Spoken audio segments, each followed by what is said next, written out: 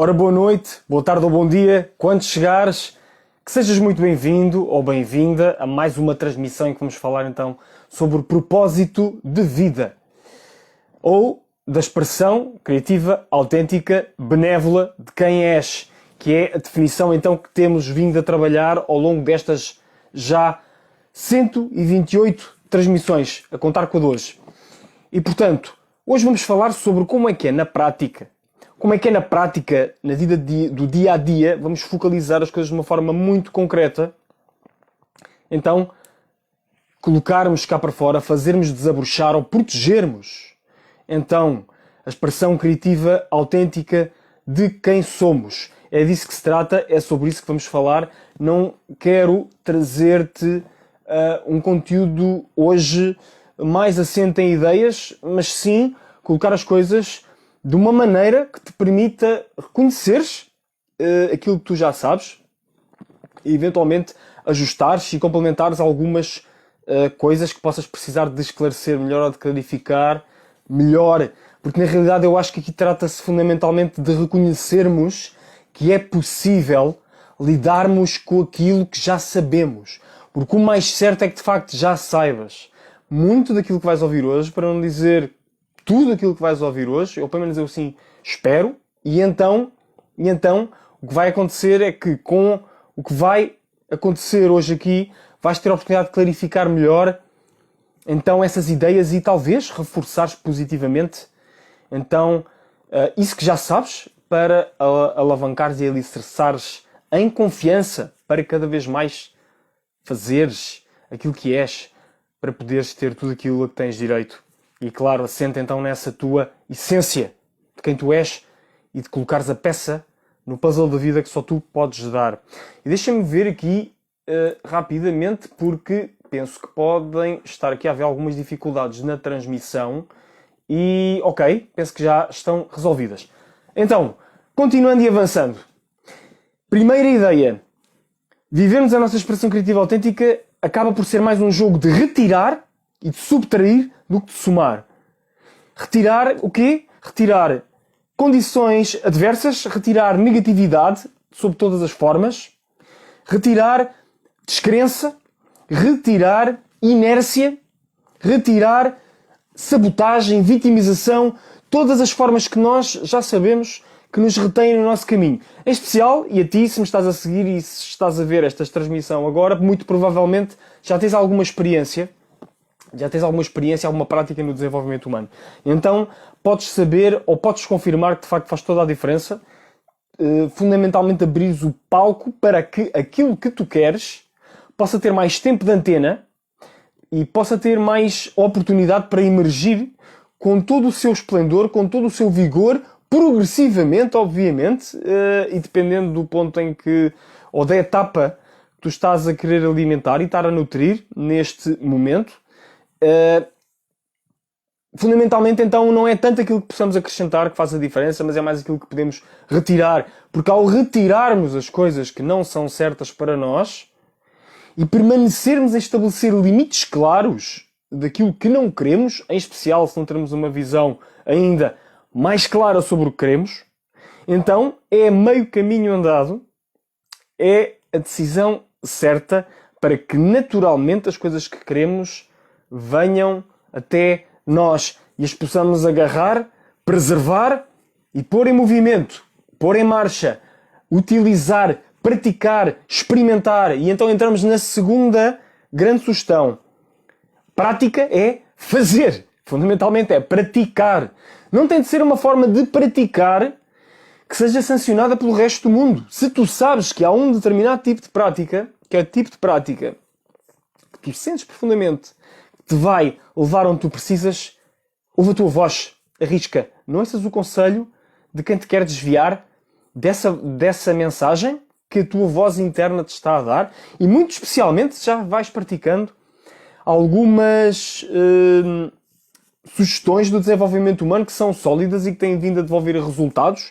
Se sentes que de facto o teu estado está cada vez mais claro, cada vez mais estável e que sentes cada vez mais quietude e serenidade em ti e positividade natural a emergir disso, então Não permitas que as vozes do exterior, com prioridades e com panoramas e paradigmas de encarar e de estar na vida que são diferentes dos teus e desviados muitas vezes em oposição às tuas próprias necessidades, que te desviem daquilo que tu já sabes. Não adianta também entrar em grandes conversas e em grandes justificações. A meu ver, é fazer o que temos a fazer serena e tranquilamente, sem grandes ondas, sem grandes justificações, sem racionalizações. Não perder tempo a explicar o jogo. Investir, quer dizer investir tempo a jogá-lo.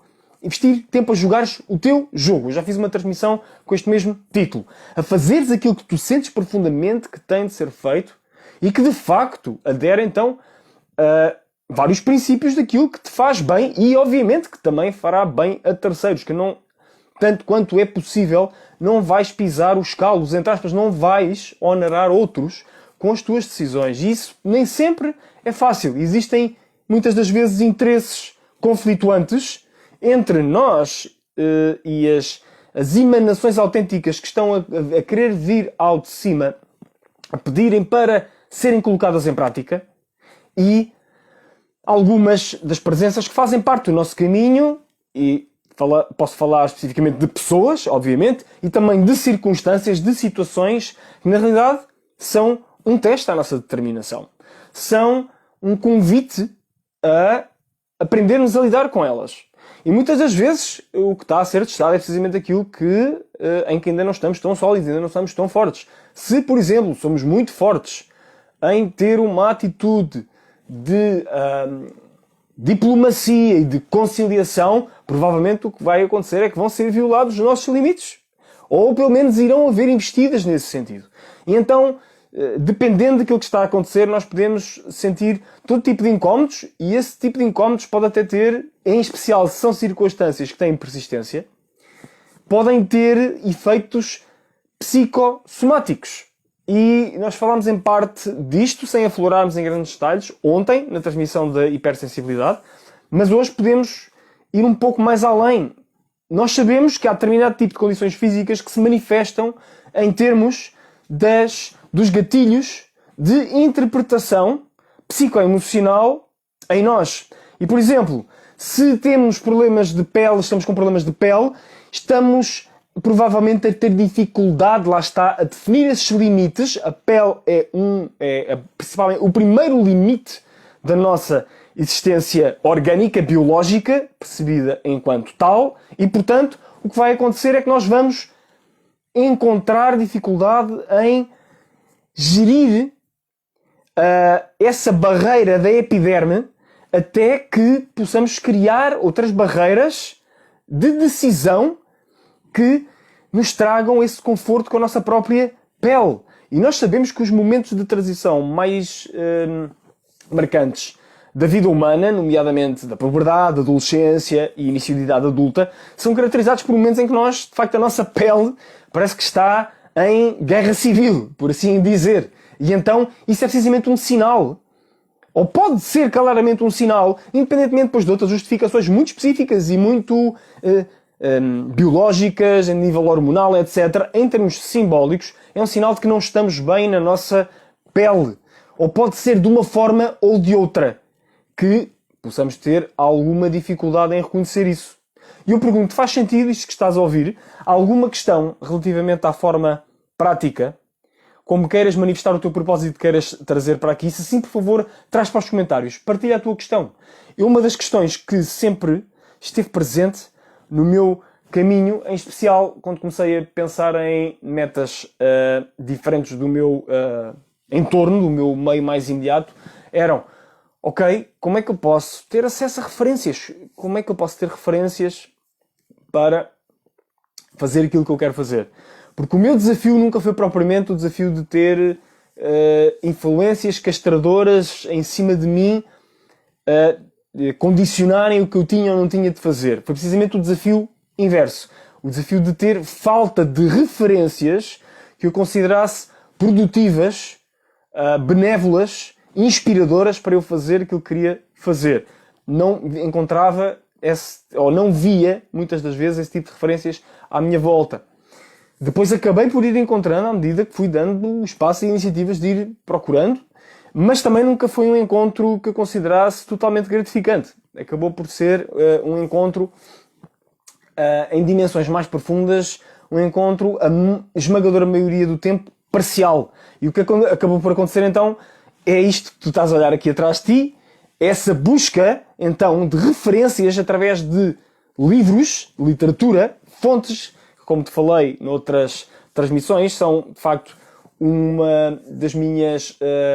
dos meus meios preferenciais de aprendizagem através dos livros. Acho que é um meio incrível, acho que continua a ser o melhor meio de aprendizagem que temos ao nosso dispor, sem desprimor por outros meios que estão de facto a ter e a conquistar o seu espaço e a mostrar-se imensamente produtivos, e penso nas soluções da tecnologia e nas soluções híbridas, fundamentalmente, que permitem combinar vários formatos, incluindo o formato de texto, se quisermos, o formato da palavra escrita. O que nós agora assistimos é e isto é de facto uma época incrível para se estar vivo, em especial para aqueles de nós que gostamos de aprender, que é então esta oportunidade que nós temos de aceder a múltiplas soluções, combinam múltiplos formatos, em que conseguimos ter, se for preciso, um professor que está do outro lado do mundo a transmitir em direto para nós, e muitos de nós já tivemos e temos essas experiências com alguma regularidade. E combinar isso com múltiplas outras formas de informação, pode ser no formato áudio, pode ser de facto no formato de texto, pode ser no formato de repetir e rever a gravação depois, como podes fazer com esta transmissão que está a acontecer em direto neste momento. Podes simplesmente escolhê-la numa outra ou qualquer altura, rever e rever. E em termos da conversão deste formato, obviamente este formato também se presta a ser convertido em diferentes outros formatos que lhe estão implícitos e embutidos, pelo facto de então ser um vídeo, digamos assim, neste audiovisual, permite que seja então decomposto nos outros formatos mais tradicionais, mais convencionais. Obviamente só não permite a questão da presença física, e que é uma questão que eu acho muito importante. Mas então, em termos práticos, já estamos a ver que então expressarmos a nossa essência criativa é fundamentalmente um ato de subtrair aquilo que não nos faz bem para atrair e abrir espaço para aquilo que nos faz bem. É um ato então de busca de estabelecermos os limites que permitem que isso possa acontecer da melhor forma. É um ato reiterado, recorrente, por isso é que é uma prática.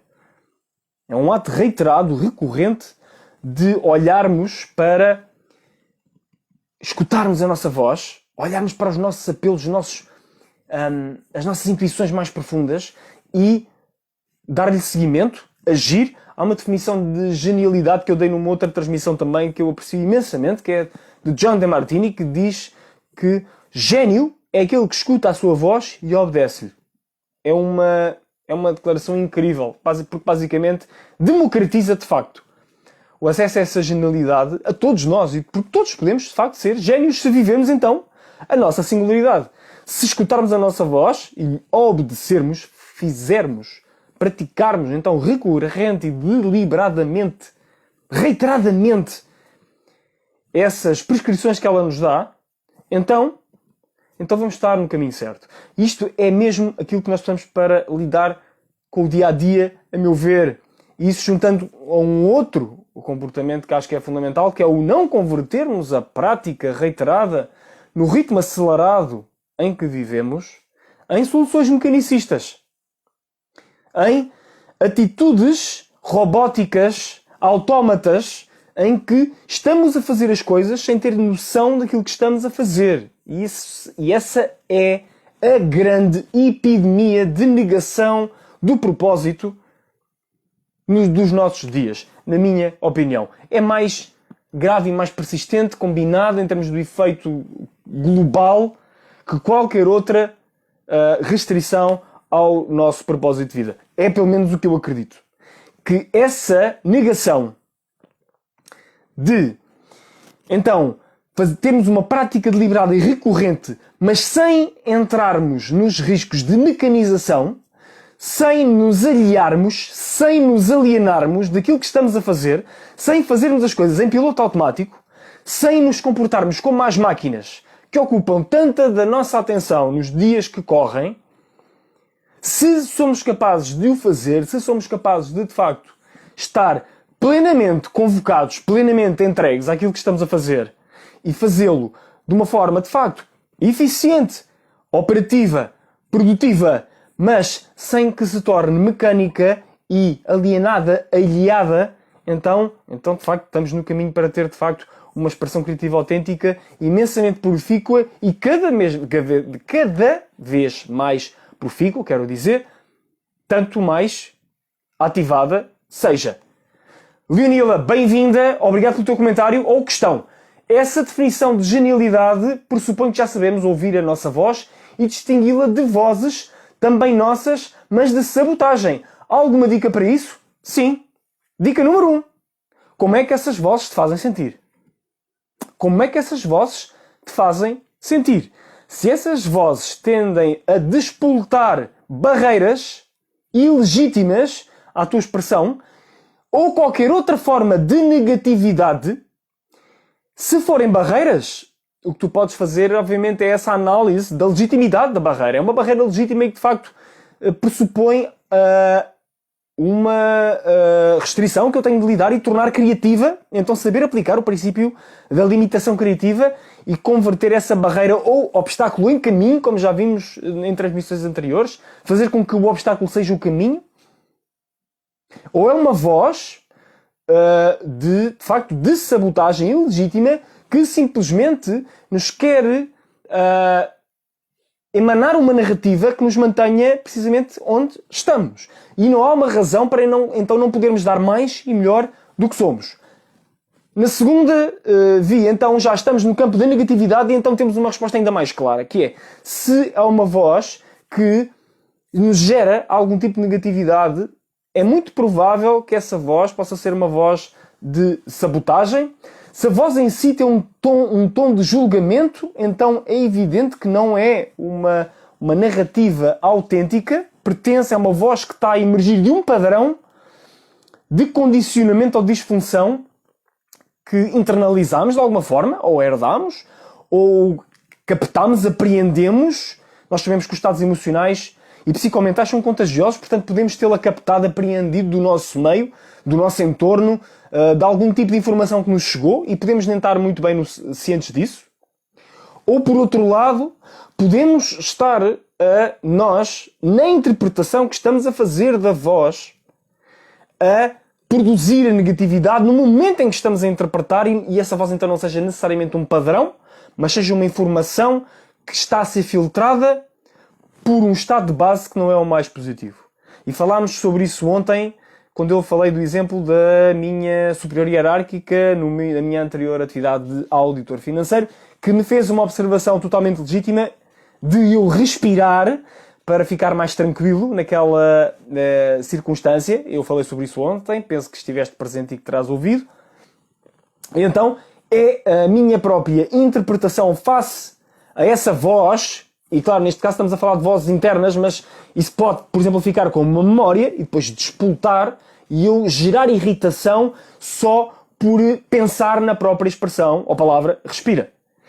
E portanto a dica que eu dou é, mais uma vez, regressar à busca e ativação da centralidade e ampliando essa centralidade, essa verticalidade que por sua vez vai purificando e ampliando um campo de presença e de serenidade que nos acompanha a fazer o que quer que seja, e muito especialmente quando estamos em altas rotações, por assim dizer, e estarmos em altas rotações é estarmos a desempenhar as nossas atividades com proficiência, velocidade, serenidade, sem cair nas malhas da mecanização, do automatismo, da alienação.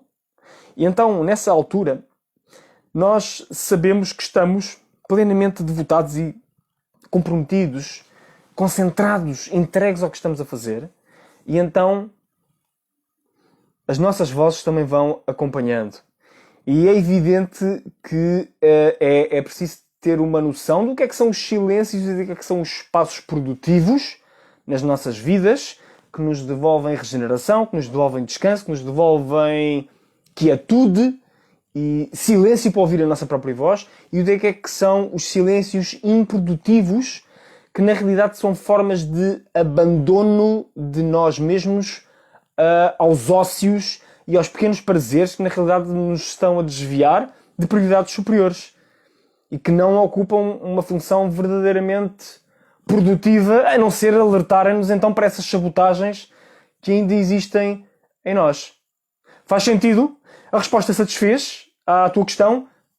Se sim, ótimo. Se não, por favor, podes colocar mais questões. Qualquer ajuste tem todo o gosto em fazê-lo.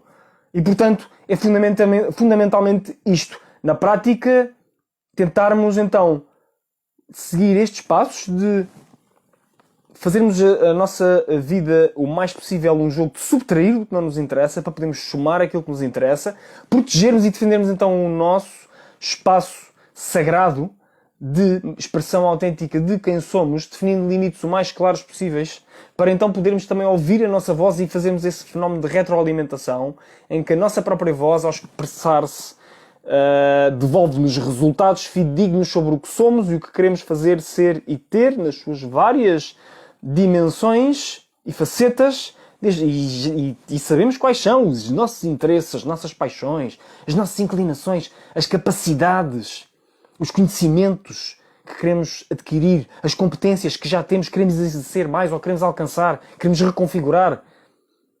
E depois queremos também expressar, indo num nível ainda mais acima, queremos expressar os nossos talentos e os nossos dons. Aquilo que já flui de uma forma relativamente fácil, escorreita e natural. Mesmo sem termos uma imensa proficiência nisso.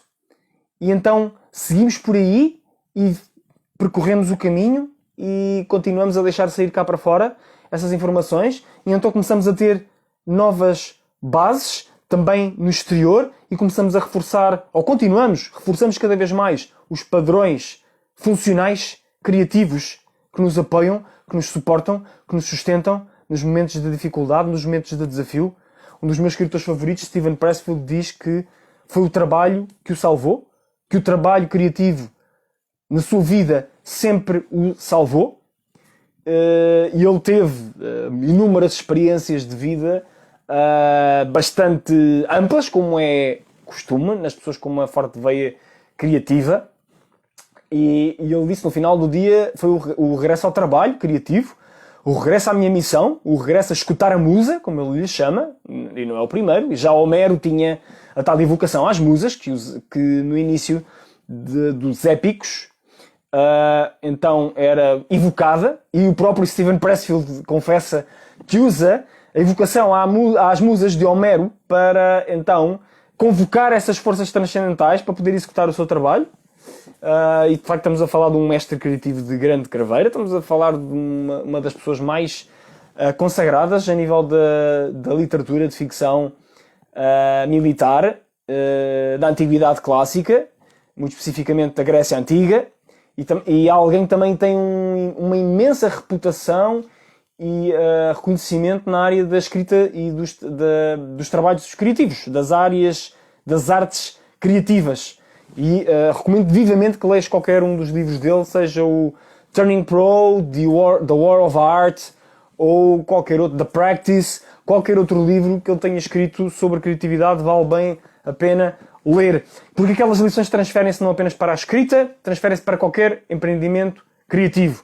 Lidar com as resistências, lidar com as sabotagens, lidar com as desculpas, com os adiamentos, a fazermos o nosso melhor, com as lateralizações que fazemos, com muitas das vezes não irmos direito ao nosso objetivo, e ele tem uma postura, como não poderia deixar de ser, ou não esperaria outra coisa, uma postura bastante sábia, compassiva e de bom senso em relação a isso. Eu estou-me a lembrar de um subtítulo num dos livros dele, que é: nos dias em que a defesa, as barreiras, as resistências a fazermos aquilo que tem de ser feito são muito fortes, para não batermos de frente com essas barreiras, para arranjarmos então vias laterais, para nos aproximarmos, para começarmos a fazer o cerco ao ponto onde sabemos que queremos chegar em termos da prática que temos programada, executar, e então encontrar uma brecha, e então assim conseguimos focalizar a nossa atenção e sentir o fluxo,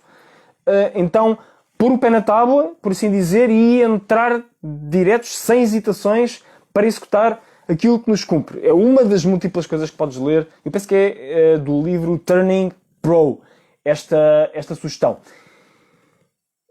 E então é isto.